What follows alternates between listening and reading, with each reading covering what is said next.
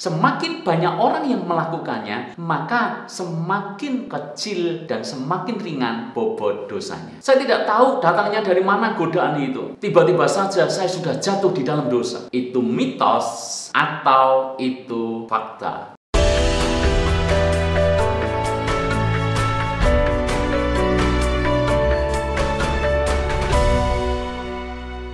Tiga, dosa akan berkurang bobotnya kalau dilakukan bersama-sama. Mitos atau fakta? Menerobos lampu merah sendirian, kita akan merasa sangat bersalah. Tetapi kalau banyak orang melakukannya, maka kita merasa tidak begitu bersalah lagi. Kalau sendirian mengambil jalur busway dan menerobos melalui jalan itu, maka kita merasa bahwa itu dosa besar. Tetapi kalau banyak orang ternyata juga mengambil jalur busway demi alasan kemacetan, maka entah kenapa tiba-tiba kita merasa bahwa kita tidak dosa-dosa amat. Persis waktu kita sekolah dulu. Waktu kita sendirian mencontek, maka ada rasa bersalah yang kuat. Tetapi ketika seisi kelas juga melakukan hal yang sama, mereka semuanya juga nyontek, maka entah kenapa tiba-tiba dosa kita terasa berkurang. Bahkan ketika melihat semuanya nyontek, kita sudah tidak merasa bahwa itu dosa lagi. Pernah punya pengalaman seperti itu bukan? Korupsi sendiri terlihat betapa curangnya kita. Tapi kalau korupsi rame-rame, maka terlihat betapa lumrahnya apa yang kita lakukan itu. Benarkah bobot dosa akan berkurang jika dilakukan bersama-sama? Seperti rumus matematika, satu dosa dibagi jumlah orang yang melakukannya. Semakin banyak orang yang melakukannya, maka semakin kecil dan semakin ringan bobot dosanya. Itu mitos. Faktanya adalah Tuhan sama sekali tidak akan pernah menolerir dosa, sekalipun semua orang melakukan dosa. Tuhan tidak akan pernah membuat bobot dosa menjadi terasa lebih ringan hanya karena semua orang melakukan hal yang sama. Allah sudah mengutus anaknya yang tunggal, Tuhan Yesus Kristus, supaya setiap orang yang percaya kepadanya tidak binasa, melainkan beroleh hidup yang kekal. Tapi coba kita renungkan akan hal ini. Seandainya seluruh dunia ternyata tidak mau menerima Yesus sebagai Tuhan dan Juru Selamat, dan mereka memilih tetap hidup di dalam dosa, menurut Anda, apakah Tuhan akan memaklumi akan hal itu karena semua orang toh melakukan hal yang sama? Bukankah kalau tetap dihukum, nanti surga kosong? Kalau menurut saya pikir Tuhan lebih memilih surga dalam keadaan kosong daripada dia harus kompromi dengan yang namanya dosa.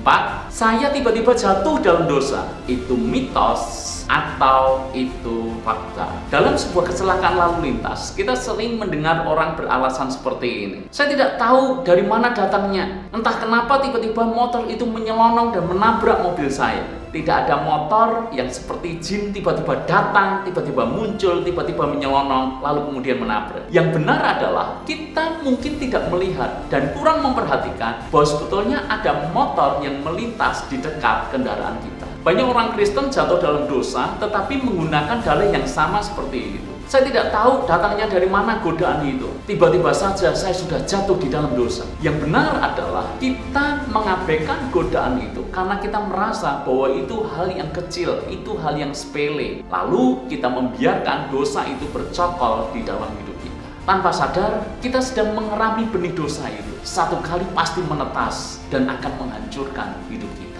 Jangan berkata, tiba-tiba saja saya terdorong untuk melakukan korupsi. Sebab faktanya adalah bahwa selama ini kita sudah curi-curi dikit, kita mark-up dikit, dan itu menjadi hal yang biasa bagi kita. Maka, boom, terjadilah korupsi. Jangan berkata bahwa tiba-tiba saya berselingkuh. Faktanya tidak demikian. Yang terjadi adalah kita membiarkan godaan-godaan kecil itu datang dalam hidup kita. Dan kita mulai membiasakan dengan godaan-godaan itu. Dan akhirnya, boom, terjadilah perselingkuhan. Semuanya selalu berawal dari godaan-godaan kecil yang kita abaikan. Nggak ada rumah yang tiba-tiba rusak, bukan? Semuanya diawali dari retakan-retakan kecil yang dibiarkan. Demikian juga nggak ada yang namanya rumah tangga, tiba-tiba mereka memutuskan bercerai. Semuanya diawali dari retakan-retakan kecil di dalam rumah tangga yang dibiarkan. Tidak ada bisnis yang tiba-tiba bangkrut. Yang ada adalah perusahaan itu membiarkan kerugian-kerugian kecil, kebocoran-kebocoran kecil terus terjadi di dalam perusahaan. Dosa juga seperti itu. Tidak ada dosa yang datang dengan tiba-tiba. Semuanya berawal dari pembiaran terhadap godaan-godaan kecil yang datang dalam hidup kita. Kain tidak tiba-tiba bunuh Habil, bukan. Kain itu bukan psikopat. Hanya saja Kain membiarkan panas hati, iri hati, kemarahan itu menguasai hidupnya, dan itu menjadi celah buat iblis masuk di dalam hidupnya. Tiba-tiba berbuat dosa, itu mitos.